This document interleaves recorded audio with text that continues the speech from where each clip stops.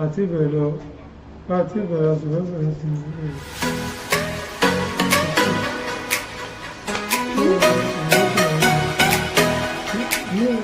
just put this in order anyway. We are trying to put everything. Ó gbilẹ̀ káàkiri àgbáyé, ó rẹ̀ dòdò, ó dùn wò, ó dùn gbọ́ létí gbogbo ènìyàn. Bẹ́ẹ̀ ni ètò tó ń kọ́ni lọ́gbọ́n, ètò tó ń dáni lárayá, ìròyìn tó kún fọ́fọ́ káàkiri àgbáyé. Ká polówó ọjà kájí ó bugbájẹ, ètò tó ń gbè délérò, ètò tó ní ṣe pẹ̀lú àṣà, ìròyìn eré ìdárayá, ìròyìn àwọn gbajúmọ̀ òṣèré. Bẹ́ẹ̀ ni live on air for advert, jingle, entertainment, breaking news, gossip and news, event promotion, church program, Muslim program and all of your events. Ẹgbẹ́ gbogbo ẹ̀ wá kẹ́ ẹ wá polówó ẹ̀. Lọ́gán ni gbogbo ayé yóò gbọ́. Rédíò àti tẹlifíṣàn kan ló lè ṣe.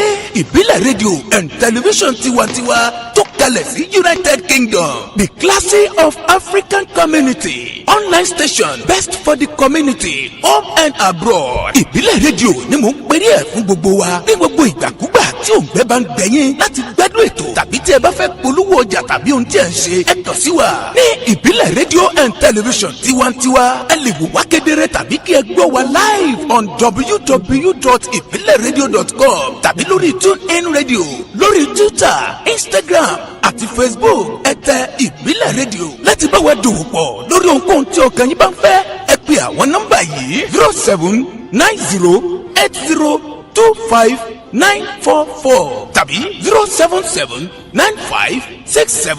07795671385 tàbí 07424728743.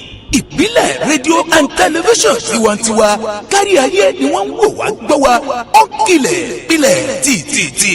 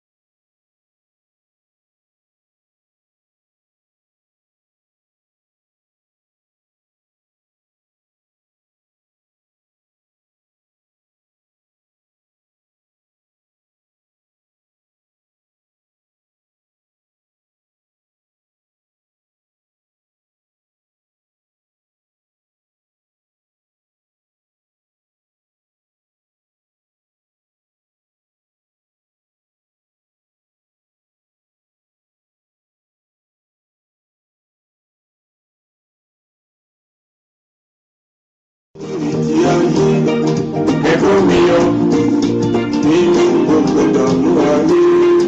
Ẹ̀fọ́ mi yọ nínú ìtì ayé. Ẹ̀fọ́ mi yọ nínú gbogbo ìdààmú ayé. Ẹ̀fọ́ mi yọ. Thank you, Lord. I thank you, Lord. You are the mighty Lord. You are the mighty Lord. You are worthy, Lord. You are worthy, Lord. You are worthy, Lord. You are worthy, Lord. To be praised. You are worthy, Lord. You are worthy, Lord. You are worthy.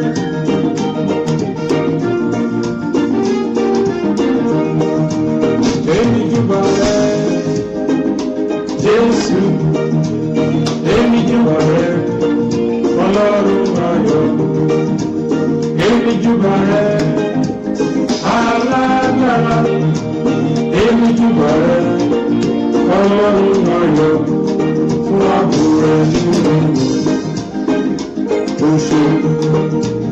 Fún àánú rẹ, oṣù bàbá. Fún ìfẹ́ rẹ, bàbá. Lórí mo, Elédùmarè. Ẹ ṣé bàbá. Èmi júbà rẹ, Jésù. Èmi júbà rẹ, Ọlọ́run ayọ̀. Èmi júbà rẹ̀ alágbára, èmi júbà rẹ̀ ọlọ́run ayọ̀ fún ààbò rẹ̀ lórí mi. Ó ṣeun fún àánú rẹ̀ lórí mi, fún ìfẹ́ rẹ̀ bàbá láyé mi. Elédùmarè ẹ ṣé bàbá. I just want to say, I just want to say, I just want to say, Baba o ẹ ṣé.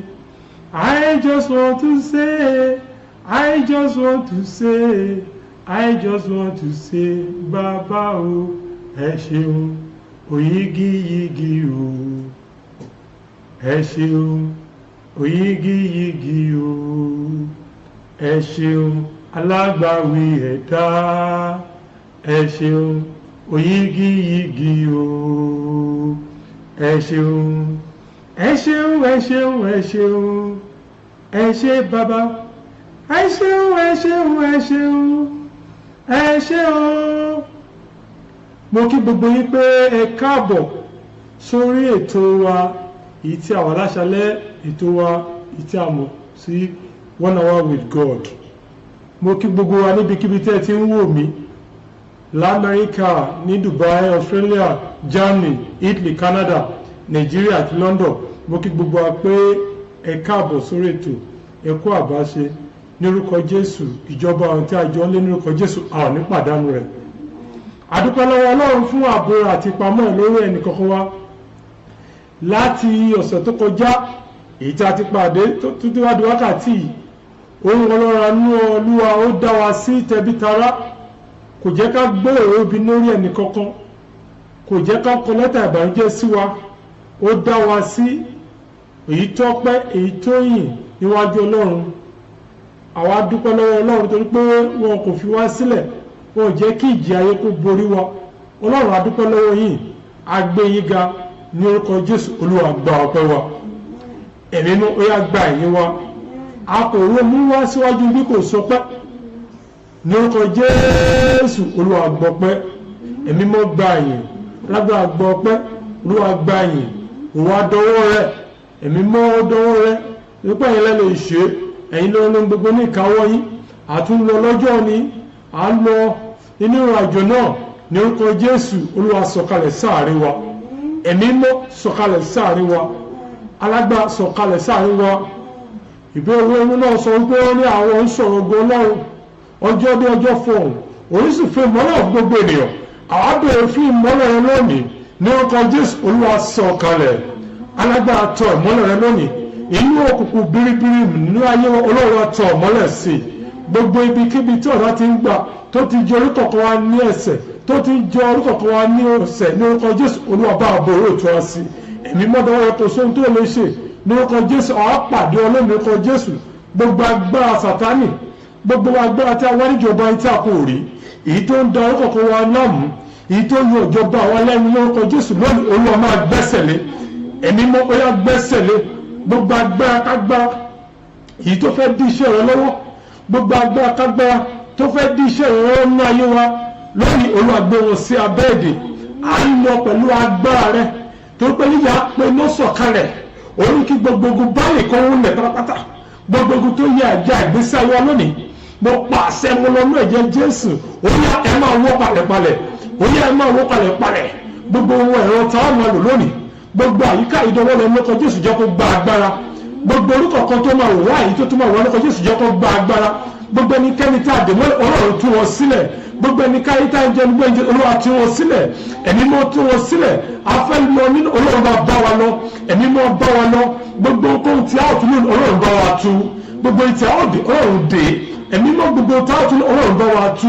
Ọlọ́run jẹ́wọ́ ara rẹ̀, alágbára jẹ́wọ́ ara rẹ̀, Olúwa jẹ́wọ́ ara rẹ̀. A kò ní òkùnkùn bí kò so orúkọ yín, lẹ́yìn orúkọ yín ní agbẹ́kẹ̀lé ní orúkọ Jésù. Ìwé mọ́ sọ pé ìlú tí ó bá agbára sí ìrísí Olúwa tún agbára ní olódodo wọnú rẹ̀ yóò rí ìyè ní orúkọ Jésù. Torí pé àwọn ọmọ agbára náà ní orúkọ Jésù jẹ́ ká rí ìyè. Ẹ̀mí mú jẹ́ ká rí ògo, Olúwa jẹ́ ká rí ayọ̀, Olúwa jẹ́ ká rí ìyè, Olúwa jẹ́ ká rí ògo, Olúwa jẹ́ ká rí ìyè, ó jẹ́ ká rí agbára rẹ̀, aláìgbàgbọ́ ènìyàn kan mẹ́jọ dá àdúrà lọ ìmọ́lẹ̀ rẹ tó tọ̀ nínú ayé ọlọ́run mẹ́jọ dún òkùnkùn ìmọ́lẹ̀ rẹ tó ń tọ̀ nínú ayé onítọ̀kọ̀ wa nípa Jésù mẹ́jọ dún òkùnkùn ìmọ́lẹ̀ rẹ tó ń tọ̀ lójú gbogbo àwọn tó ń wò wá àtàwọn tó ń olúwa mẹ́jọ dún òkùnkùn ní orúkọ Jésù ọlọ́run mo bẹ̀ nínú ọlá àtẹ̀gbọ́ rẹ wọ́n á dọ̀ aṣọ àṣírí bò wá wọ́n á dọ̀ aṣọ àṣírí bò wá wọ́n á dọ̀ aṣọ àṣírí bò wá má jẹ́ àtọrọ jẹ́ o má jẹ́ àtọrọ mọ́ má jẹ́ àtọrọ lò aláìgbàgbọ́ ènìyàn kan mẹ́jọ dá àdúrà lọ aláìgbàgbọ́ ènìyàn mẹ́jọ dá àdúrà lọ ní orúkọ Jésù ògo wa ní orúkọ Jésù ó yẹ jẹ́ kó máa fò ní orúkọ Jésù ògo wa táyé ti gbà lọ èyí tí a ti gbà nípa ìṣẹ́wọ́ àti ọwọ́ tá a ti gbà sọnù lórí Olúwa dá padà ẹ̀mí mọ́ dá padà Olúwa dá padà alágbára dá padà afẹ́lẹ́ ìyẹn ọlọ́mọ bá wa lọ gbogbo ohun tí a kọ àtọ̀hún tí a kọ àtọ̀hún tí a sọ nípa Jésù Olúwa bá wa ṣe Ọlọ́run èyí tí a bá ti ń sọ nípa Jésù jẹ́ kó di àṣẹ adúpẹ́ lọ́wọ́ yín ògo ìforúkọ yín Jésù Olúwa wa àmín àmín orúkọ Jésù.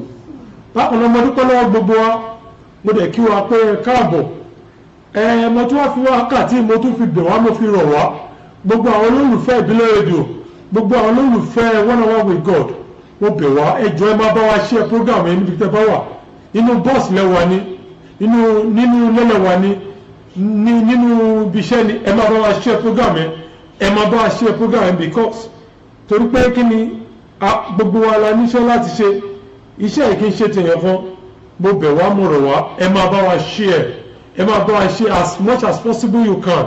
Please help us to share the program. This program is designed for everybody. We all need prayer in our life. It's not for only one person. Ẹ máa bá wa share, continue to share the program. Continue to share the program because God want to do something special, something spectacular, something miracle. The Lord is here to do something new in your life. Whatever you are looking for, it is here to answer your prayer. Oya, continue to share the program. Ẹ máa bá wa share program yẹn. Ẹ máa bá wa share program yẹn. Ẹ máa bá wa share program yẹn. Ẹ máa bá share program yẹn. Níbi tí ẹ bá wà ẹ máa share program. I want as much as possible people to join this program because the Lord is here to answer our prayer. Ní orúkọ Jésù àmì pàdánù ìjọba ọ̀run. Àmì ṣe lásán ọkọ̀ ayé ò balẹ̀. Jésù Olúwa wa.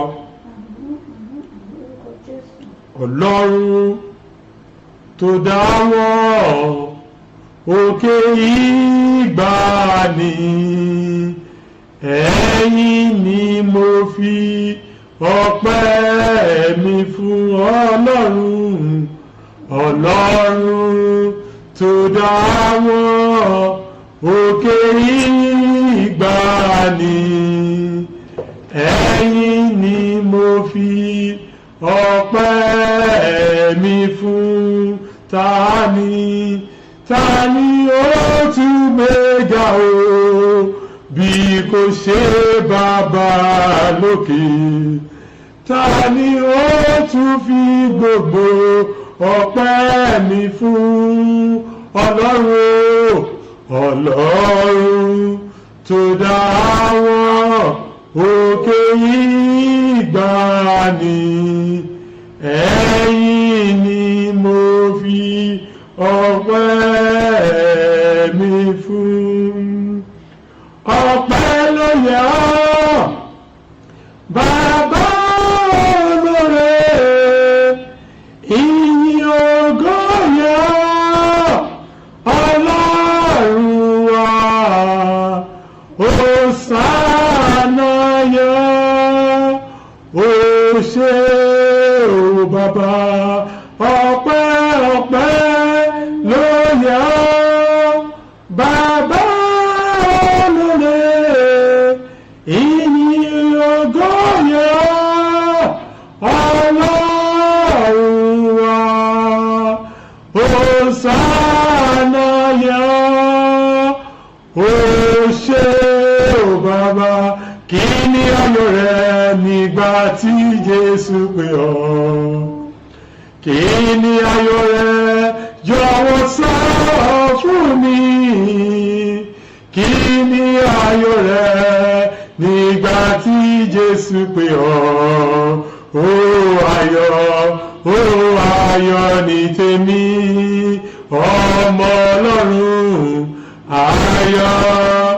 ayọ̀ ní tèmi ọmọ Ọlọ́run ayọ̀ ní tèmi o ayọ̀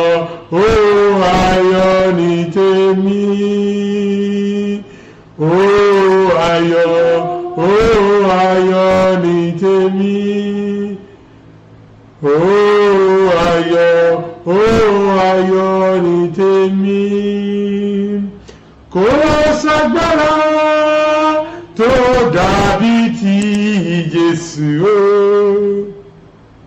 Kò ságbára tó dàbí ti Bàbá. Kò ságbára tó dàbí ti Jésù o. Agbára tó jà agbára lọ. Ó sórúkọ tó dàbí ti Jésù o. Kò sórúkọ tó dàbí ti Bàbá. Kò sórúkọ tó dàbí ti Jésù o. Orúkọ tó jórúkọ lọ. Ọ̀nà t'Ọlọ́run gbà ṣòro láti ṣe iṣẹ́ rẹ̀. Ọ̀nà rẹ̀ nìkan kò mọ̀. Àwọn àmàrí ìdí ní aláìgbàgbọ́ wọn yóò ṣìnà, wọn kọ̀ṣẹ̀ Olúwa.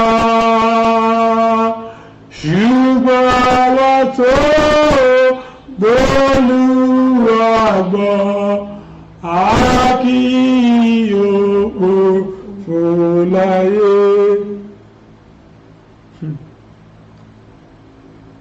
Mímọ́ s'Olódùmarè, gbàdúrà mi lórúkọ Jésù. Pẹ̀lú ìmísí jọ̀wọ́ sọ̀kalẹ̀, wá gbọ́rọ̀ wá rò lọ́jọ́ òní. Áńgẹ́lì Olúwa o, ẹ sọ̀kalẹ̀ kẹ́ ṣẹ́gun fún wa o. Áńgẹ́lì Olúwa o, ẹ sọ̀kalẹ̀ kẹ́ ṣẹ́gun fún wa.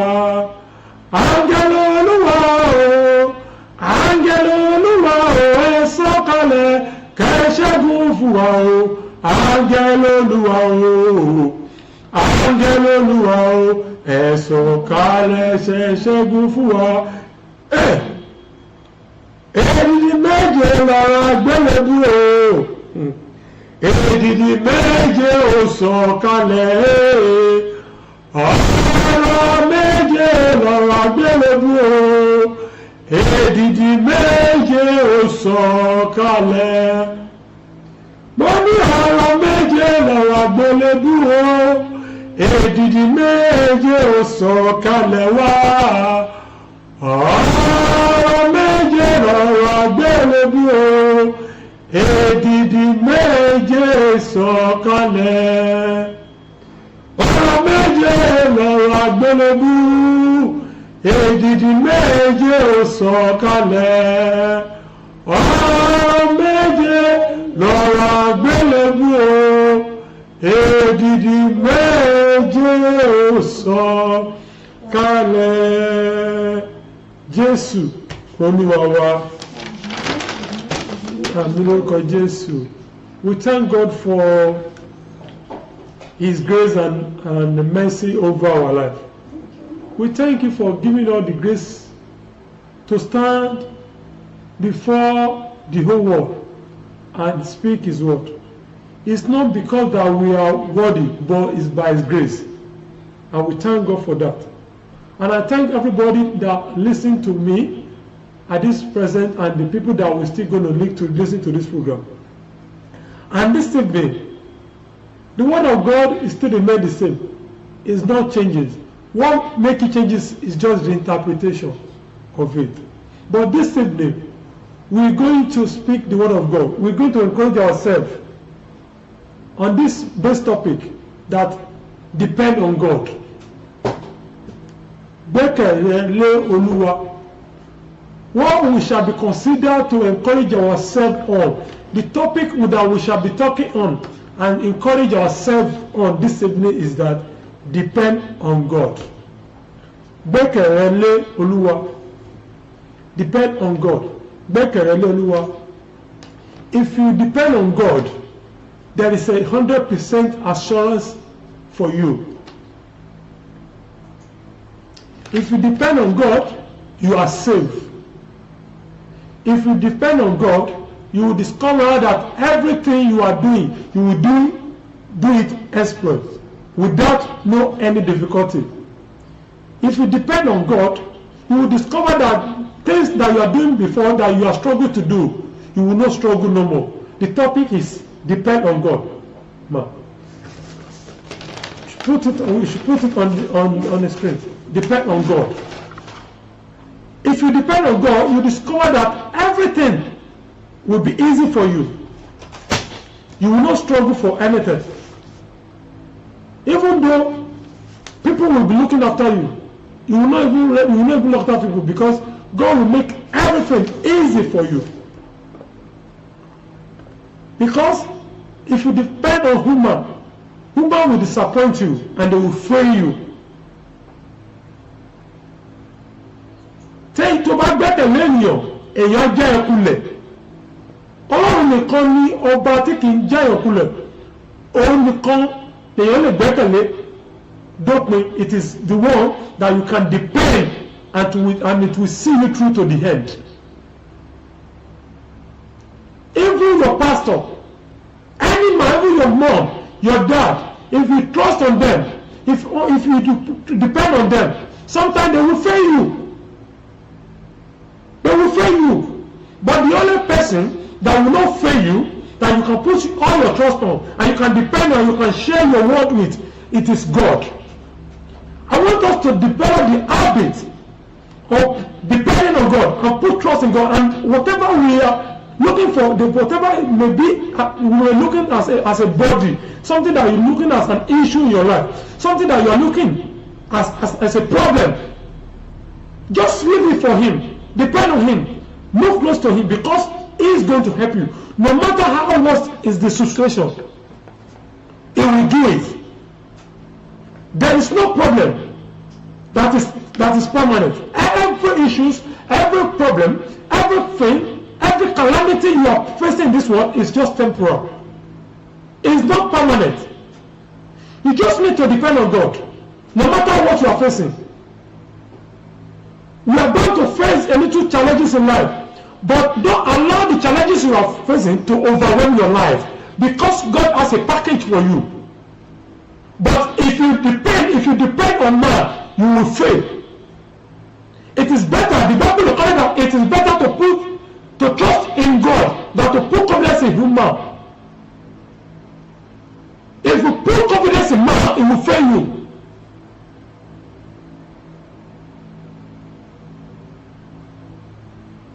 If you trust in chariots, it will fail you. If you trust in man will fail you. But if you trust in God, that's what the Psalm 20 said. If you trust in God, you discover that it's going to see you through. Má gbẹ́kẹ̀lé ènìyàn, gbẹ́kẹ̀lé Ọlọ́run. Move close to God. Rìngẹ́dẹ́ níwájú Ọlọ́run. Just check yourself. Whatever thing you are doing that is not in line with God, check yourself. Check yourself and change your ways. Move back to Him. Move close to Him. Let it be your companion every time. If you are going through something, just be on your knee and you discuss whatever you are facing with Him. And with prayer, it will sort it out for you. There's no problem that is difficult. I can take myself as an example. I've faced a lot of things in life, but I want to tell you, and I'm willing to tell you that God has seen me through in every trial and tribulation. So no matter what you are facing, that nobody has not faced it in life. No matter the issue you are facing in life, that somebody has not facing. But let me tell you, the only solution for you is to depend on God and move close to Him. when you depend on God without rest and keep praying and fasting, and I'm telling you that God will see you through. The only thing I need, develop the habit to put Christ first in your life. Develop the habit to put Christ before you. Develop the habit to look upon Him all the time. Develop the habit to do good all the time. Develop the habit to help people as much as possible you can do. Once you are doing this, you discover that things work for you. Because don't trust any man. If you trust man, they will disappoint you. They can only encourage you, but don't put 100% because we have been there. When you trust people, they will fail you. The people that you think that they are close friends, they are not your close friends, they are your enemy. The people that you feel that they are best for you, that you can share your issue with, that they want to help you. No, they cannot help you. They are the ones that God put you down, they will say a trap for you. The people that you trust, that they are my friend, they are my this and they are my that, they are the people that will set a trap for you. That is why you need to be wise. I'm telling you, I'm encouraging all my viewers today, all my brother and my sister, all my mommy, the people that are watching my mommy, and people that are still watching me. Don't put your trust in anyone because they will disappoint you. The people that you are sharing your worries, they are a big enemy. Don't trust a man, just trust in God. Because no matter what you are facing, the only person that will help you out is God. Let's look at the book of Isaiah 41, verse 10. That's where I'm going to. Don't trust in any man. Trust in God. If there's something that you are still doing that is not in line with God, change your way. Change your way from man effort and begin to run close to Him. Isaiah verse 44, verse 41. Isaiah chapter 41, verse 10. Fear thou not. Fear thou not. For I am with thee. I am with you. Be not dismayed. For I am thy God. God is just telling that I am a supreme God. He's just trying to tell you that proclaim my name. Let your world know that I am God. He's giving you an assurance. Continue on. For I am the Lord. I am the Lord. I will strengthen you. He will strengthen you. I will help you. He will help you. I will uphold He will uphold you. with the right hand of With the right hand, that is the assurance that is giving you that no matter the situation, no matter what you are facing, no matter the trial and tribulation, He said I will help you. Just call His name. Call upon me. He said, call upon me. I will answer you. Call upon me. If you are facing something, I will call upon Him and He will answer you. He said, He was said in the book of Isaiah, He said, my ears is not heavy that I cannot listen to you. But if you are that man, it is not left for us. It is our sin, it is our behaviors that has brought an iniquity to our life. It's ready to help us. It is ready to take us from every situation. It is ready to take us from everything of the trial that we are facing in this life. Can you please change your life to Christ? Can you please look close to Him? Can you please run after Him? Can you please run to Him? Look at the woman of the issue of blood. He said, I will not leave you until you bless me. Do you know what is happening? When the woman turns the eyes of his garment, what happened to him? The issues vanish away. No matter what you are facing, people have been there. Some people have been there. They are probably even worse than you, and God sorts them out. So what are you facing that has delayed you not to serve Him? What are you facing that has been an obstacle to be challenging for that cannot worship Him? I'm giving you an assurance today that if the moment you accept Him as your Lord and Savior, and you present yourself before Him, because the Bible will tell you that whatever present before Him, it will never damage. Look at it. When the baby was born, after 7 days, they present the baby before the God. That's to me that they present before the God so that the angels of God will continue to monitor His movement. That is same thing happen to you. When you present yourself before God, He will continue to monitor you in any other way, in any area you go, even though by chance if you go to a wrong place, the Spirit of God will follow you and He will step you through. Even though your attitude, if you are doing that puts you to trouble, the Lord will take you out from that because you are accepting, you acknowledge Him, and you are doing what is right with Him. He will help you. Let us know the habit. No matter what you are facing in this life, there are people who have been there before you. There is nothing new in this heaven, but just hold on to God. Hold on to God. He is a God of today, tomorrow, and forevermore. My brother and my sister, all the viewers, all my mother, I'm telling you, if you think that you want to live it tomorrow will be too late. Accept him today. Change your way. Hold on to him. Share your love with him. Everything you are going through, just talk to him. He's there for you. He's the only person that can help you. Nobody can help you. If someone promises that I'm going to do this for you, let me tell you, okay, but eventually, if the person gives me money, let me tell you something. There is nothing that permanent in this world. In this life, nothing is permanent. The only thing that permanent in this life is the joy of the Lord. But eventually they give you money. The money can go in a second. I promise you. If they give you money, even after you hit a money like a 10 million or 20 million, the money can go in a second. But something that is paramount and it is permanent in someone like is the joy of the Lord. If you receive the joy, the blessing and the favor of God, it is, I'm telling you, it's permanent. It is permanent. It's not temporal, it's permanent. So that is to say, if you receive, so if you see the mercy of God, you see everything. Don't run after things, don't run after money. Because if you get the money and you don't have rest, don't run after something that you don't need to run after. But why don't you run after God? Run after God. When you seek God and you know him, always tell me, because he said, seek God first. That's what the word in the book of Matthew says. If you seek God first, all other things will be added. Seek God. It is not when he has far from you, then you are seeking him. The way in the book of Matthew says, only I look mother. But still only I look mother. It's only Jehovah who see there. And I want to and beseech you. Beseech you. If there's something you are still doing that may not go, please change.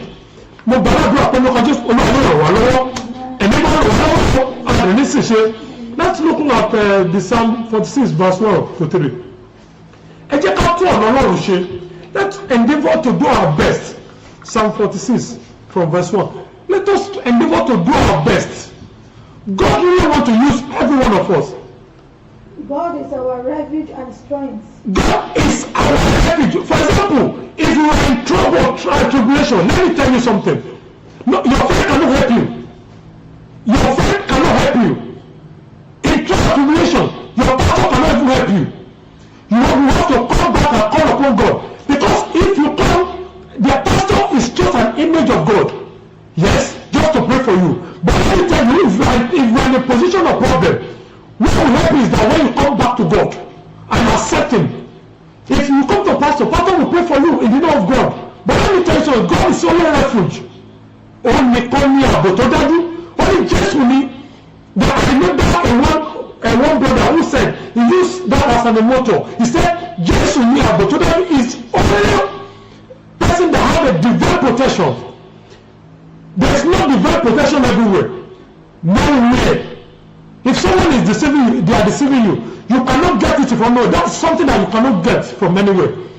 It's very scarce to get. If someone is deceiving you that, I'll do this for you, nothing will happen. They are deceiving you. The only person that gives a divine protection is only God.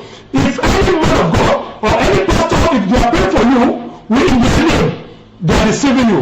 The only person that they can pray in his name and everything will work good for you is the name of God.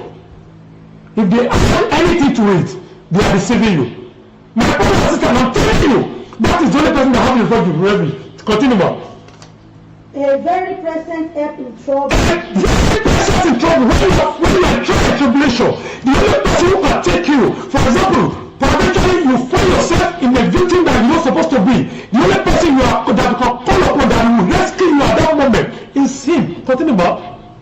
Yes. Therefore, you will not fear. You will not fear because it's your refuge, my dear brother. Yes. Though the help be removed. The help be removed. And roll the mountain Yes. into the midst of the Yes. sea. Though the waters therefore roar, Yes. and the trouble, though the mountains shake with the swelling, therefore, Selah, Continue. there is a river, the stream, whereof shall make glad the city of God, the holy place of the tabernacle, The only place of tabernacle. of the Most High. So what he's trying to say is just telling you the supremacy of God and how safe you are. No matter the tribulation will come, different thing will happen in this realm. But he's telling you that God himself is the one that has only the refuge.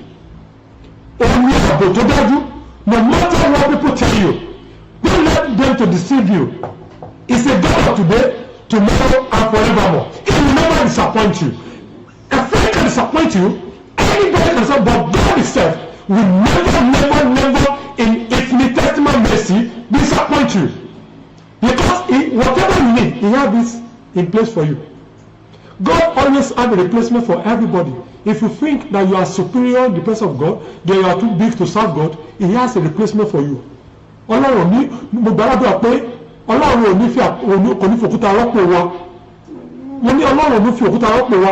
If you fail not to serve him, God has a new replacement for you.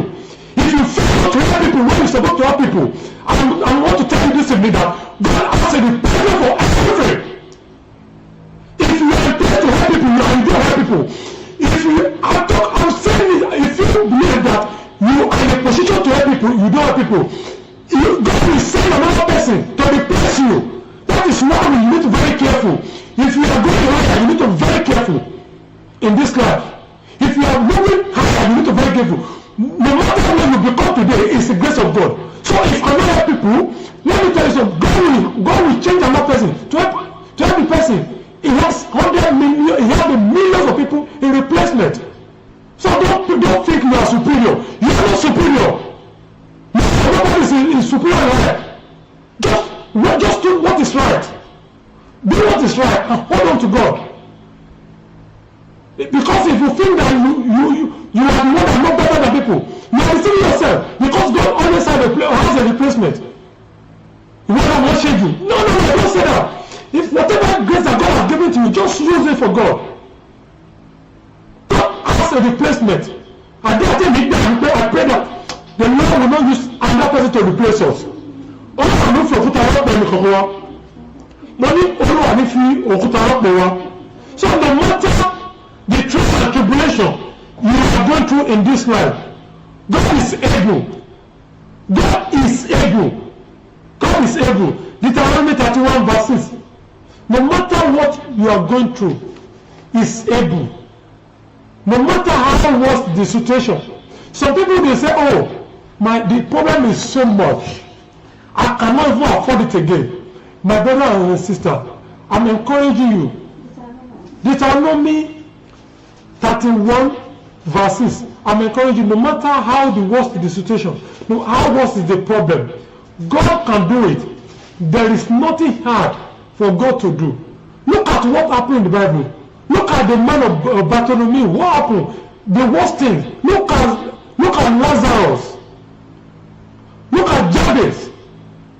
A lot of people who are alive are broken. Their life has no meaning. But God has brought joy into their life. So for God have done this, it is not hard for him to bring joy into your life. But what you just need to do is to reconcile your ways, reconcile your life, dedicate your life for him, and it will make everything perfect for you. Don't let people to deceive you. There's no help anywhere. The only help is from God. He said, where is my help coming from? He said, my help coming from God, who made heaven and earth. He's only one that will help you. Deuteronomy 31 verse 6. Be strong. Be strong. And of the good courage. Have a good courage. Have a good courage. That is God is able. Listen to me now, yes. Be strong and have a good courage, yes. Fear not. Fear not. Nor be afraid of them. Don't be afraid of something because of your situation today. You cannot even see something to eat today. You are facing trial and tribulation today. Don't fear. You will overcome and conquer. Yes. Not be afraid of them. Don't be afraid of people that are trying to afflict you. They are trying to afflict your life. People that are trying to brag that, oh, I will do this for you, I will do this for you. Don't fear them because they are not your creator. They cannot do you anything. Why don't you give a honor to people who can kill the soul and the spirit? Continue about. Yes. For the Lord thy God. For the Lord thy God. It is that doth go with thee. He will not fail thee. Yeah. Nor forsake you. Thank you, ma'am. That is to say, God, our assurance, He said, is able. He said, I will not fail you. No matter what. He's given assurance. I will not fail you. Just depend on me. That's what we're going to. Depend on God. Only gbẹ́kẹ̀lé fẹ́rẹ́, gbẹ́kẹ̀lé gbójú rẹ̀ sókè, gbẹ́kẹ̀lé tọ́rọ̀nù rẹ̀ wò ṣá, gbẹ́kẹ̀lé Jésù. Have faith in Him, have faith in His love, have faith in Him. Lift all the eyes, after His sin, take up His mercy. Just have faith in love Jesus. When you have faith in Him and you compose yourself before Him, you will discover that you do exploits. It's not hard for Him. He has done it for people. So your own is not difficult for Him. There is nothing that's hard for Him. He has a replacement to do. Even though what are you even looking for? Is it money? Is it wife? Is it job? Is it visa? Is it what are you even looking for that is cannot do for you? No matter what you are looking for, is it fruit of womb? He will do it for you. He will do it for you. Just call upon Him and attach your faith to Him, and you discover that He will help you. Gbogbo aládùn pé ní ọkọ̀ Jésù, gbogbo ohun tí àwọn ojú Ọlọ́run fún ní ọkọ̀ Jésù, Olúwa yóò ṣe fún wa. Mo ní gbogbo ohun tí àwọn ojú Ọlọ́run fún ọ̀run yóò ṣe fún wa. Ẹ̀mí mọ́ yóò ṣe fún wa. My brother and my sister, I want to tell you that nothing is permanent in life, this life. The only thing that's permanent, like I've said, is the joy of the Lord. Let us look at the book of Philippians 4 to round up everything. The book of Philippians 4 verse 12. Ọlọ́run nìkan ló lè fúnni láyọ̀. Ènìyàn bá fún ènìyàn láyọ̀ kó pẹ́. Philippians 4 verse 12 and 13. Tí ènìyàn bá fúnni láyọ̀ kó pẹ́, if woman give you joy, it won't last. But Ọlọ́run nìkan ló máa fúnni láyọ̀ tó pẹ́. Philippians 4 12 and 13. I know both how to be abased. Yes. And I know how to abound. Everywhere and in all things. I am instructed both to be full and to be hungry. Yes. Both to be abundant and to be suffering. Can do all things through Christ which strengthens me. That is where we're going. The only thing I want to use there is I can do all things through Christ that strengthens me. So if you believe in God and you depend on Him, you can do all things with His Him, because it is one that strengthens you. He will give the grace to do it. Whatever you want to become in life, you want to become a pilot, medical doctor, you want to excel in life, you want to do something, He will strengthen you to attain the goal. Just call upon Him. Ní orúkọ Jésù, Olúwa yóò gbọ́ àdúrà wa. Èmi yóò gbọ́ àdúrà wa. Àní pàdánù Ọlọ́run. Mo ní àní pàdánù ìjọba Ọlọ́run. Ọkàn yóò balẹ̀, ìyà yóò ṣẹlẹ̀. Jésù Olúwa wa. Let's continue to pray for our people, all the viewers. My brother, Ìfẹ́lúwa, mo gbàdúrà pé ní orúkọ Jésù, Ọlọ́run kó gbàdúrà fún yín. Ẹ̀mí mọ́ kó gbàdúrà fún yín. Ẹ ò ní ṣubú ẹ̀mí o, ẹ mọ̀ ní ṣubú ẹ̀rà. Ọkàn yín kó balẹ̀, ìyanu kó ṣẹlẹ̀. Ní orúkọ Jésù, ìjọba Ọlọ́run tẹ̀lé ní etí ní orúkọ Jésù ẹ̀mí pàdánù rẹ̀. Gbogbo ìrìnàjò yín nínú orúkọ Jésù kò ní dojúrú. Ní orúkọ Jésù mo ní ìrìnàjò yín ò ní dojúrú. Ọkàn yín ò balẹ̀. My sister, Olúwa ṣe ọdíṣòun, Ọlọ́run kó gbàdúrà fún ìmọ̀. Ẹ̀mí mọ́ Ọlọ́run kò ní fi sílẹ̀ o. Ògo Ọlọ́run kó farahàn. Ọkàn yín kó balẹ̀. Ìyanu kó ṣẹlẹ̀. My brother, Ọláwálé Emmanuel, mo gbàdúrà fún yín sà, Ọlọ́run kó gbàdúrà fún yín. Ìjọba Ọlọ́run kò Jésù kò ní ṣe ìwọ̀n yín o. Ìjọba Ọlọ́run kò ní lè wọ̀ fún yín. Ní ọkọ̀ Jésù Ọlọ́run kó gbàdúrà fún yín. my brother prophet Joel ọkọ̀ mi sí yín ẹ̀mí mọ́ ọ̀rọ̀ dágbé fún yín o ìyanu kò ṣẹlẹ̀ láyé yín my brother ọ̀kan náà wọ́n tẹ́lẹ̀ olùkọ́ gbàdúrà fún yín ìlérí àti mọ́jọ̀ mọ́rọ̀ kó bí ọmọ ayé yín ẹ̀mí ṣubú ẹ̀mí my alájà àmì àjàmọ́ mo gbàdúrà fún yín ní ọkọ̀ Jésù olùkọ́ gbàdúrà fún yín iṣẹ́ rẹ̀ tó lọ́ọ́ ṣe máa yẹ ní ọkọ̀ Jésù àṣẹṣe ẹ̀ṣẹ̀ kò ní dùnú ẹ̀mí mímọ́ Ọlọ́run tí wọ́n fi ìrìn àjò ilé ní ọkọ̀ Jésù olùkọ́ fi fún yín ẹ̀mí ṣe lásán ẹ̀mọ̀ ní dààmú o lórí ọmọ ẹ̀mọ̀ ní dààmú lórí ọmọ ẹ̀mọ̀ ní dààmú ohun tí àwọn ojú Ọlọ́run fún ohun tó kù kan tí àwọn ojú Ọlọ́run fún iná ẹ̀pẹ́lẹ́ ẹ̀jẹ̀ olùkọ́ ṣe fún yín ọkọ̀ yín kó balẹ̀ ìrìn àjò tó fẹ́ nìyí ní ọkọ̀ Jésù yóò já sí ayọ̀ fún yín kò ní já sí ìbànújẹ́ o kò wà ní já sí ikú o àwọn agbára àkókò ní ọkọ̀ Jésù kò ní lágbára lórí yín it is settled with you now in the mighty name of Jesus.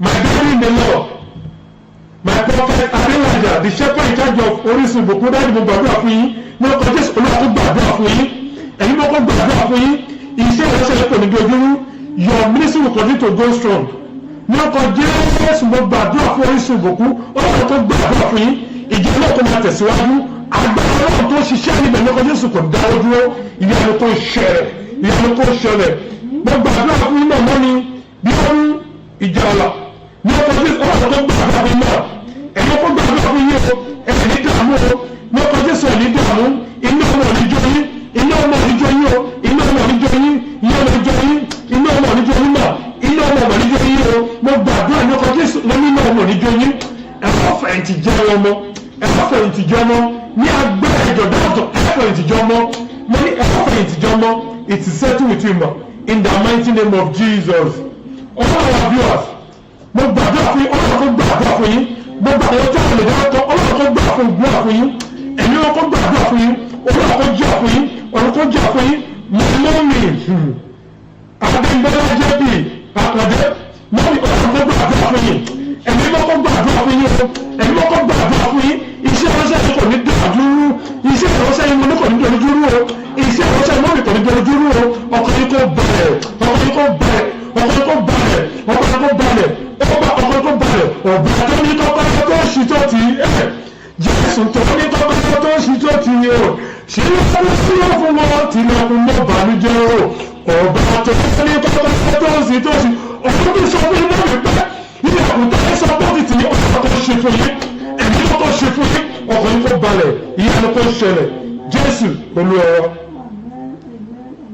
gbogbo àwọn ọ̀rọ̀ tí a lè dárúkọ mo gbàdúrà fún yín ní ọkọ̀ Jésù Olúwa kó sílẹ̀ ọ̀yọ̀ fún yín ẹ̀mí mọ́ kó sílẹ̀ ọ̀yọ̀ fún yín alágbára kó fún yín sínú ayé yín ẹ̀mí mọ́ kó fún yín sínú ayé yín Olúwa kó fún yín sínú ayé yín alágbára kó fún yín sínú ayé yín ẹ̀mí mọ́ kó fún yín sínú ayé yín ní ọkọ̀ Jésù ìjọba ní ọkọ̀ Jésù kò ní ṣe ìwọ̀ yín gbogbo tí àwọn ọjọ́ ọ̀rọ̀ kó ṣe fún yín nínú ọ̀sẹ̀ yìí ọ̀rọ̀ kó ṣe fún yín Olúwa kó dá sọ̀rọ̀ yín mo gbàdúrà fún yín ní ọkọ̀ Jésù Olúwa kó gbàdúrà fún yín mo gbàdúrà fún yín màmá Ìbàdàn ní ọkọ̀ Jésù iṣẹ́ yín ní ọkọ̀ Jésù kò ní dojúrú ẹ̀mí ní ọkọ̀ gbà oníṣẹ́ yín kò ní dojúrú ní ọkọ̀ ní Olúwa kó gbé yín ga ní ọkọ̀ ní Olúwa kó gbé yín ga ìdílé èdè Olúwa kó sùn síwájú ìdílé Olúwa kó sùn síwájú àdéhùn yìí kó yọrí sí ẹ nínú oṣù yìí ìlú ńlá Olúwa kó ṣe inú ayé yín ẹ̀mí ló kó ṣe fún yín ẹ̀mí jábọ̀ gbogbo àwọn ọ̀tọ̀ wọn program àti tó wà lọ́wọ́ ọkọ̀ Jésù gbogbo tí àwọn ọjọ́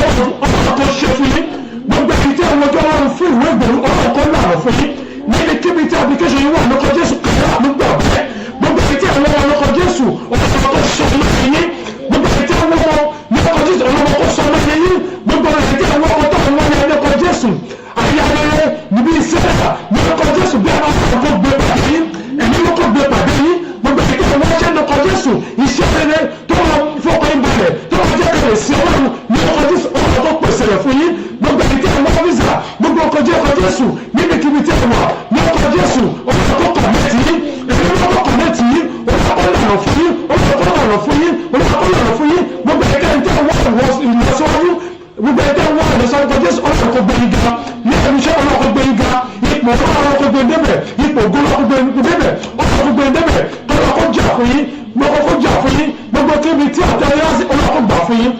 kó balẹ̀ ẹ̀rí ṣubú ẹ̀rí jábọ́ ẹ̀rí ṣubú ẹ̀rí jábọ́ ẹ̀rí ṣubú ẹ̀rí jábọ́ ọkàn kó balẹ̀ ìyanu kó ṣẹlẹ̀ oṣù ọlọ́run oṣù mímọ́ ògo forúkọ yín jésù olúwa oṣù ọlọ́run mi dé ọkàn tó gbàgbọ́ fún ọ nígbà tó wà náà ọkàn tó gbàgbọ́ dé ẹ̀rí tó gbàgbọ́ rẹ ní ọkàn jésù tó bá jẹ́ lọ́tọ́ ó sọ fún ọkùnrin náà ìjọba ní ọdún bá sẹ́yà fọ̀tà tí yẹn sẹ́ wọ́n ti gbé àtẹ̀tẹ̀ ẹ̀kọ́ sí mẹ́rin tó bá jẹ́ bẹ́ẹ̀ ní ọkọ̀ jésù oríṣiríṣi gbàdúrà fọ ní ipòkipò tó yẹ fi ọ sí ọ̀pá dìde lọ́kọ̀ jésù ọ̀pá dìde lọ́kọ̀ jésù ọ̀pá dìde lọ́kọ̀ oríṣiríṣi ọ̀pá dìde ní ipò tó fi ọ sí ọ̀pá kí gbàdúrà fọ tó bá jẹ́ ọ̀tọ̀ọ̀tọ̀ ní ọlọ́run pàṣẹ fún ọlọ́run náà nínú bẹ́ẹ̀ sẹ́yà ọ̀pá dìde pẹ̀lú àrẹ̀ ó ti gbé kẹ́kọ̀ọ́ sí mẹ́rin lọ́kọ̀ tó ṣe ní ọkọ̀ jésù nígbà tí a yẹ fi ọ sí ọ̀pá dìde bẹ́ẹ̀ Father, it is settled with you. Jésù Olúwa wa. Àmì kọ Jésù. Mo dúpẹ́ lọ́wọ́ gbogbo wa fún ìfẹ́ tẹni sí One Hour with God. Fún ìfẹ́ tẹni sí ìbílẹ̀ rédíò. Mo gbàdúrà aládùn àmì kọ Jésù. Ìfẹ́ tẹni sí àmì kọ Jésù. Ayé òdìbò mi pa. We still need your help. In everything we need your help. We want you to help us share the program to continue to invite people. And at the same time, we need your help for this program because I said this program is a program that the Lord brought down to support people. So we need your help. Whatever thing that you can do for us in this program to support this ministry, please do it for us. There's nothing is too small. Please, for God's sake, I want people to support this program because this program is a charity program as well. So we want to support people. We want to help people. So whatever thing that God has dropped to your mind, to drop to you to support this ministry, please do. And as you are doing that, the Lord will continue to help us. I said the Lord will continue to help us. A máa dágbé lórí ètò yìí. Orúkọ mi ò máa ti yí padà. Èmi ni Evangelist Ayọ̀ Akíndé. Mo fi yín sí abẹ́ ìṣọ́ Ọlọ́run. Oṣó ló gbéra dìde. Lẹ́yìn àdúrà mo gbà ó. Iná Olúwa dandan ni àjò ọ̀run. Àjẹ́ ló gbéra dìde. Lẹ́yìn àdúrà mo gbà ó. Iná Olúwa dandan ni àjò ọ̀run. Èmèrè ló gbéra dìde. Lẹ́yìn àdúrà mo gbà ó. Iná Olúwa dandan ni àjò ọ̀run. Àjẹ́ ló gbéra dìde. Lẹ́yìn àdúrà mo gbà ó. Iná Olúwa dandan ni kójó ọ̀run. Ìjẹ́ àmì ọ̀fẹ́ ti bàbá àṣẹ tí ọmọ tẹ̀mí ó kó gbé àdúrà yín kó fi lọ́kàn balẹ̀ ìyanu kó ṣẹlẹ̀ ọjọ́ mẹ́jọ ká pàdé láyọ̀ gbogbo ohun tí ẹ fẹ́ Ọlọ́run kó ṣe fún yín nígbà tó bá máa di tọ́ọ̀dù tó ń bọ̀ kẹ́lẹ́ rí rere ó ti ṣe bẹ́ẹ̀ Jésù Kristi Olúwa wa àmín àmín àmín orúkọ Jésù. Mo dúpẹ́ lọ́wọ́ gbogbo yín mo fi yín sí abẹ́ ìṣọ́ Ọlọ́run kí Ọlọ́run bá Olódùmarè kó wà pẹ̀lú yín kó ṣàbò lórí yín kó fi yín lọ́kàn balẹ̀ nínú ọ̀sẹ̀ tẹ́ fẹ́ wọ̀ yìí kó jẹ́ àṣàyọ̀ fún yín gbogbo tí ẹ̀ ń wá nílé Ọlọ́run kó ṣe fún yín àwọn máa dágbé lórí ètò náà ó dìgbà.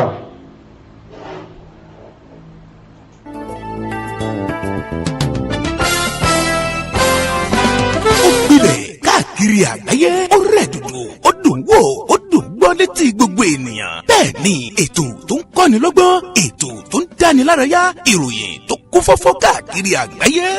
Polówó ọjà kájí ó bugbẹ́jẹ ètò tó ń pè délérò ètò tó ní ṣe pẹ̀lú àṣà ìròyìn eré ìdárayá ìròyìn àwọn gbajúmọ̀ òṣèré bẹ́ẹ̀ ni live on air for advert jingle entertainment breaking news gossip and news event promotion church program muslim program and all of your events ẹgbẹ́ gbogbo ẹ̀ wá kẹ́ ẹ wá polówó ẹ̀ lọ́gán ni gbogbo ayé yóò gbọ́ rédíò àti tẹlifíṣàn kan ló lè ṣe ìbílẹ̀ rédíò and tẹlifíṣàn tiwantiwa tó kalẹ̀ sí United Kingdom, the classy of African community, online station best for the community, home and abroad. Ìbílẹ̀ rédíò ni mò ń pèrè ẹ̀ fún gbogbo wa ní gbogbo ìgbàkúgbà tí òǹgbẹ́ bá ń gbẹ̀yìn láti gbádùn ètò tàbí tí ẹ bá fẹ́ polówó ọjà tàbí ohun tí ẹ ń ṣe ẹ kàn sí wa ní ìbílẹ̀ rédíò and television tiwantiwa. Ẹ lè wò wá kedere tàbí kí ẹ gbọ́ wa live on www.ibileradio.com tàbí lórí TuneIn Radio lórí Twitter, Instagram